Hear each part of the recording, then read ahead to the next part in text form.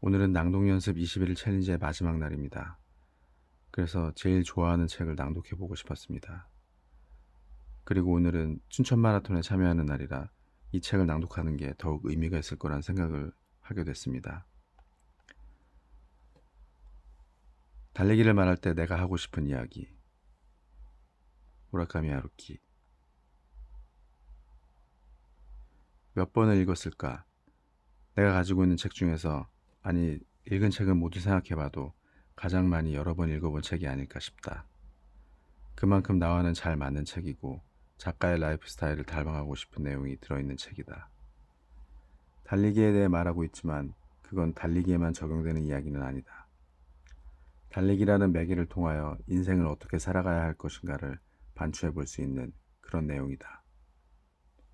성실함과 자연스러움, 그리고 그것을 통해 진정한 자유로운 삶을 사는 모습을 볼 수 있다. 그래서 가끔 힘을 내고 싶을 때는 이 책을 읽기도 하고 조금씩 필사를 해보기도 한다. 심지어 손필사도 해본 몇 안 되는 책 중에 하나다. 특히나 마음에 드는 부분은 65페이지다. 가장 많이 읽은 곳이다. 무엇이 정말 자유인지, 정말 큰 목표인지 생각하게 된다.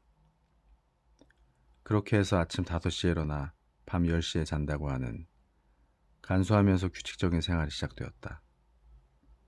하루를 통틀어 가장 활동하기 좋은 시간대라는 것은 물론 사람에 따라 다르겠지만 내 경우 그것은 이른 아침의 몇 시간이다. 그 시간에 에너지를 집중해서 중요한 일을 끝내버린다. 그 뒤의 시간은 운동을 하거나 잡무를 처리하거나 그다지 집중을 필요로 하지 않는 일들을 처리해 나간다. 해가 지면 느긋하게 지내며 더 이상 일은 하지 않는다.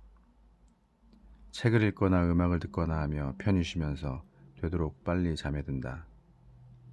대체로 이런 패턴으로 오늘날까지의 매일의 생활을 하고 있다.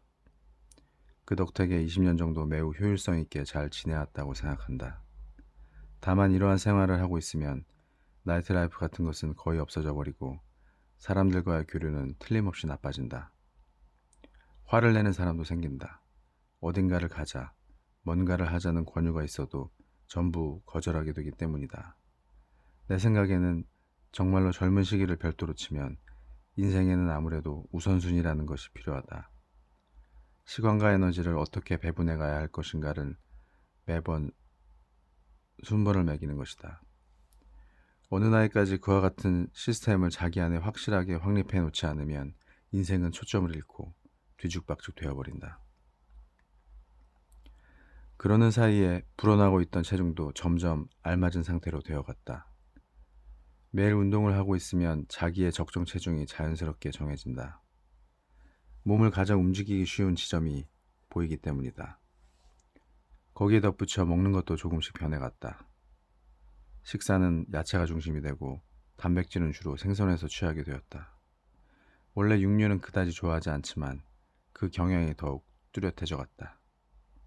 쌀밥을 적게 먹고 주량을 줄이고 천연 조미료를 쓴다. 단 것은 원래 좋아하지 않는다. 실패의 원인은 명확했다. 달리기 양의 부족, 달리기 양의 부족, 달리기 양의 부족, 그것이 전부였다. 연습량의 절대 부족에다 체중도 줄이지 못했다. 42kg 정도는 적당히 연습하면 어떻게든 달릴 수 있겠지 하는 오만한 생각이 나도 모르는 사이에 생겼던 것이리라.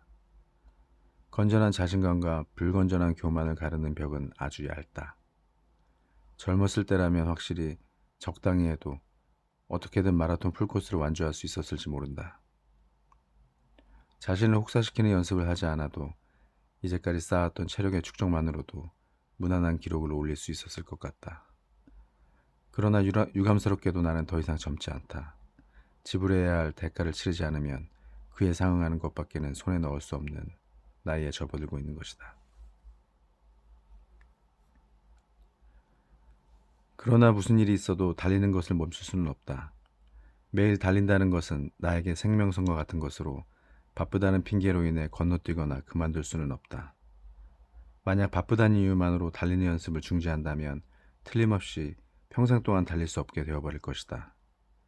계속 달려야 하는 이유는 아주 조금밖에 없지만 달리는 것을 그만둘 이유라면 대형 트럭 가득히 있기 때문이다. 우리에게 가능한 것은 그 아주 적은 이유를 하나하나 소중하게 단련하는 일일 뿐이다. 시간이 날 때마다 부지런히 빈틈없이 단련하는 것. 재능 다음으로 소설가에게 중요한 자질이 무엇인가 질문받는다면 주저없이 집중력을 꼽는다. 자신이 지닌 한정된 양의 재능을 필요한 곳에 집약하여 쏟아붓는 능력. 그것이 없으면 중요한 일은 아무것도 달성할 수 없다. 그리고 이 힘을 유효하게 쓰면 재능의 부족이나 쏠림 현상을 어느 정도 보완할 수 있다. 나는 평소 하루에 3시간이나 4시간 아침나절에 집중해서 일을 한다. 책상에 앉아서 내가 쓰고 있는 일에만 의식을 집중한다. 다른 일은 아무것도 생각하지도 보지도 않는다. 설사 풍부한 재능이 있더라도 아무리 머릿속에서 소설적인 아이디어가 충만해 있다고 하더라도 예를 들어 지독한 충치의 통증이 계속된다면 그 작가는 아마 아무것도 쓸 수 없지 않을까. 집중력이 격심한 통증에 의해서 방해를 받을 것이기 때문이다. 집중력이 없으면 아무것도 달성할 수 없다는 것은 그러한 의미를 내포하고 있다. 집중력 다음으로 필요한 것은 지속력이다. 하루에 3시간이나 4시간 의식을 집중해서 집필할 수 있었다고 해도 일주일 동안 계속하니 피로에 지쳐버렸다고 해서는 긴 작품을 쓸 수 없다.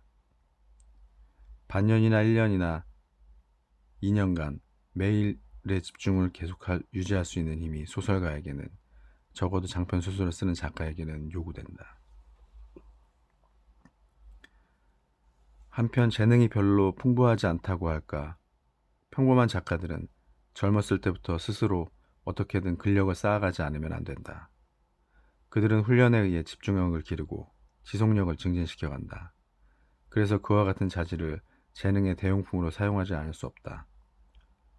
그러나 그렇게 해서 어떻게든 견뎌나가는 사이에 자신 속에 감춰져 있던 진짜 재능과 만나기도 한다.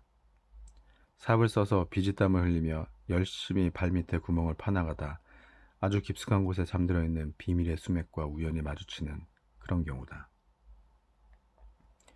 이런 경우 정말 행운이라 부를 만하다. 그러나 그 같은 행운이 가능하게 된 것도 그 근원을 따지면 깊은 구멍을 파나갈 수 있을 만큼 확실한 근력을 훈련에 의해서 몸에 익혀왔기 때문인 것이다. 만년의 재능을 꽃피운 작가들은 많든 적든 그러한 과정을 거쳐온 것이 아닐까. 설령 오래 살아도 좋으니 적어도 살아있는 동안은 온전한 인생을 보내고 싶다 라는 생각으로 달리고 있는 사람이 수적으로 훨씬 많지 않을까 하는 느낌이 든다.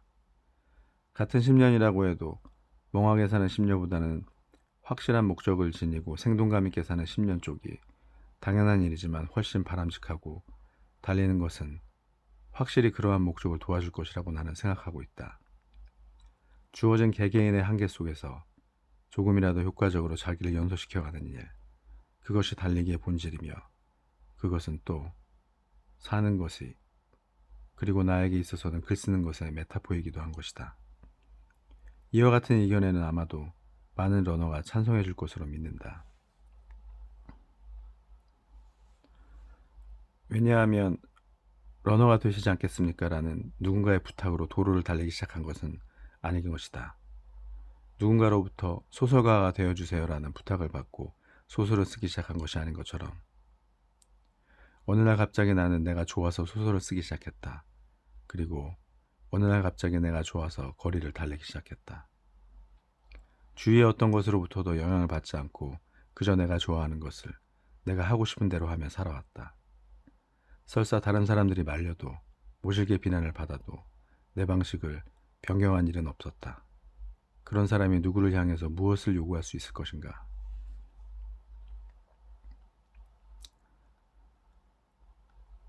다시 읽다 보니 8장의 제목이 죽는 날까지 18살이다. 그동안은 주의 깊게 보지 않아서 머릿속에 남지 않았는데 참으로 무라카미 하루키적 표현이 아닌가 싶다. 실제로 그의 책을 좋아하는 이유는 그래서 전혀 나이를 가늠할 수 없다는 점이다.